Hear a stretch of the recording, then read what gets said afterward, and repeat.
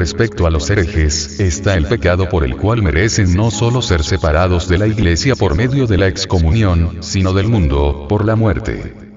Santo Tomás de Aquino. Bienvenidos a Mundo de los No Muertos. Soldados, hombres y mujeres de la ultratumba, han sido convocados hoy, en estas huestes, para hablar sobre cómo esta religión monoteísta llamada cristianismo, es capaz de degradar al ser humano, solo por no compartir las ideas formuladas en el libro de sangre, fuego y destrucción. Muchos fueron los perseguidos por la presunta religión de amor, pero en este día nos concentraremos en uno, que demuestra una vez más cómo el cristianismo, detuvo el avance de la humanidad durante siglos. Esta será una nueva sección del programa, que profundizará de manera personal sobre las víctimas de la religión de destrucción. El primero que nos consta hoy, fue un español, teólogo y médico. Su crimen, contradecir los fundamentos de la Iglesia, como el de la Trinidad, la negación de creer que Dios son tres individuos. Miguel Servet nació el 29 de septiembre de 1509, aproximadamente.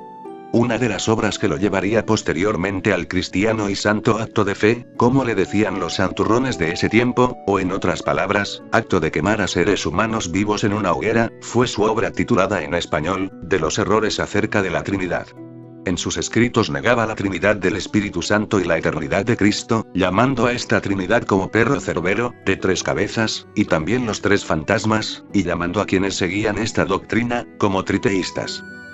Su siguiente obra sería Diálogo sobre la Trinidad y de la Justicia, que trata sobre una conversación entre Miguel Servet y un personaje ficticio que él llama Petruccio, obra que es usada por él para hacer aclaraciones sobre su ensayo anterior.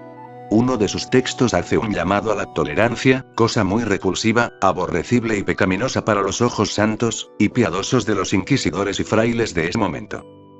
Ni con estos ni con aquellos estoy de acuerdo en todos los puntos, ni tampoco en desacuerdo. Me parece que todos tienen parte de verdad y parte de error y que cada uno ve el error del otro, más nadie el suyo. Fácil sería decidir todas las cuestiones si a todos les estuviera permitido hablar pacíficamente en la iglesia contendiendo en deseo de profetizar. Ya nos damos cuenta que hacer un llamado a la tolerancia y la imparcialidad era algo muy difícil de comprender para los genios cristianos, que pensaban que el mundo entero giraba alrededor suyo, y que tenían la verdad absoluta sobre todo. Al publicar dichas obras, fue visto con malos ojos por parte del clero católico, por supuesto. Miguel Servet envió una copia de su ensayo a una de las autoridades eclesiásticas de su país, en Zaragoza, y como el cristianismo es una religión tan tolerante, el obispo de Zaragoza, con una indignación irracional y desproporcionada, pide a la Inquisición su intervención. Tras esto Servet huyó a Francia, Lyon, en donde cambiaría su identidad por la de Michel, de Villeneuve, de Tudela, esto a fin de protegerse de la persecución inquisitorial. Comenzaría su nueva vida, como empleado en una imprenta, siendo corrector de pruebas. En Francia estudiaría medicina, publicando un tratado en contra de médicos antiarabistas, promovió también mediante un tratado, el uso de jarabes como remedio contra las enfermedades. Terminó en esta etapa de su vida, haciéndose médico personal del arzobispo de Viena. Pero la obra que llevaría a Miguel Servet, finalmente a la hoguera sería, La restitución del cristianismo, libro que mezclaba creencias cristianas con conocimientos científicos. Que él pensaba que ciencia y cristianismo, no debían estar separadas, y que ambas debían complementarse, en donde lo más resaltante de este libro es que se oponía al bautismo de menores. Lo cual consideraba que tal acto debía ser hecho por los adultos o al llegar a la mayoría de edad. El intolerante Juan Calvino, creyente de la sanguinaria verdad absolutista, invitó como respuesta al libro de Miguel Servet, a leer su propio libro llamado Institución de la Religión Cristiana. Servet lo leyó, lo criticó, lo corrigió, y le devolvió la copia del libro a Juan Calvino, con dichas correcciones, en los bordes de las páginas. Lo cual enojó bastante al siervo pacífico, amoroso y santo del Señor, que en vez de verlo como una oportunidad para reflexionar y mejorar su escritura e incluso sus propias ideas, le afectó negativamente lo suficiente como para amenazar de muerte a Miguel Servet. Y le amenazó que si iba a Ginebra no saldría vivo de ella. Servet publicó La restitución del cristianismo, de manera anónima. El libro causó una injustificada indignación y ofensa entre los clericales y creídos del cristianismo. Pero no tardaron mucho en descubrir la identidad del escritor, por medio, sospechan, de Calvino, al cual el mismo Servet, quizás por error o ingenuidad, porque hasta la persona más intelectual del mundo, se puede equivocar. Le envió una copia de su libro a Juan Calvino. Servet es encarcelado e interrogado por las autoridades. Por cometer el delito de dar su opinión y contrariar los fundamentos retrógrados del cristianismo. Pero un 7 de abril, logró evadirse de la injusticia divina. Sin embargo, posteriormente termina siendo sentenciado a muerte, el 27 de octubre de 1553. Intentó defenderse frente a los eclesiásticos con debates, y culpando a Calvino de acusarlo a él, de falsa herejía, trató incluso de cambiar la forma de su lamentable asesinato. Los cuestionables y absurdos cargos que se le imputaban eran, negar la Trinidad del Espíritu Santo y contrariar las enseñanzas de la Iglesia, dicho por ellos mismos. La pseudo-sentencia que se aprobó en su contra por el Consejo de Ginebra, lo acusó de la siguiente manera.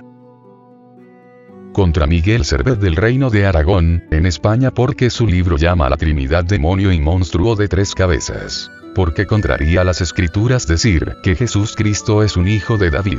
Y por decir que el bautismo de los pequeños infantes es una obra de la brujería, y por muchos otros puntos y artículos, y execrables blasfemias con las que el libro está así dirigido contra Dios y la sagrada doctrina evangélica, para seducir y defraudar a los pobres ignorantes.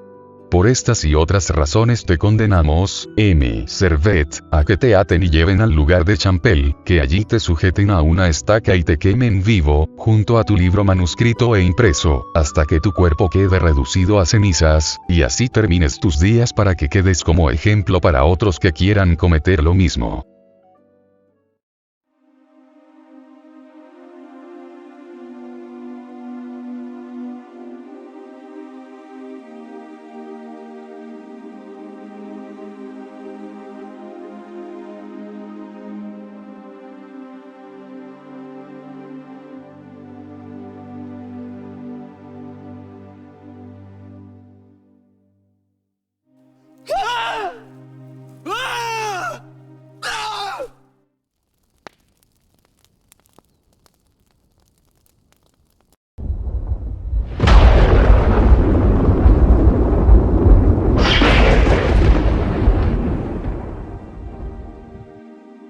Este es el tipo de personas que realmente merecen nuestra admiración y respeto.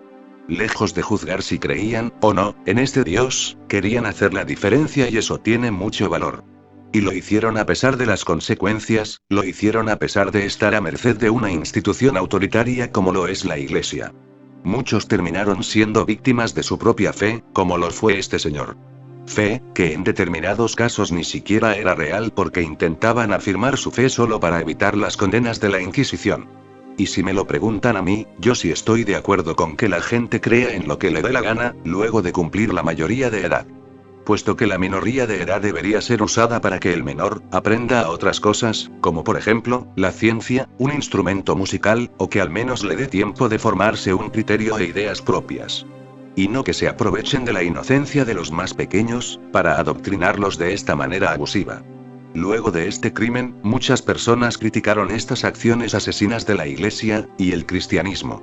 Servet pasó a ser un icono de la libertad de expresión y el libre pensamiento, pero debo añadir que es realmente lamentable que gente, sea brillante o no, tengan que morir para que podamos cambiar como sociedad. ¿Cuántas muertes más son necesarias para que nuestra sociedad pueda finalmente ser un mundo donde no hayan bufones creyéndose sabios que nos guíen a la decadencia? Se necesitan billones de muertos más para que tú, como cristiano, en tu profunda y recia fe, o dicho en palabras más exactas, necedad, puedas de una vez por todas afirmar que tu religión en realidad no es la religión de amor sino la religión del desastre. Te mando un saludo. Hasta el próximo episodio de Mundo de los No Muertos.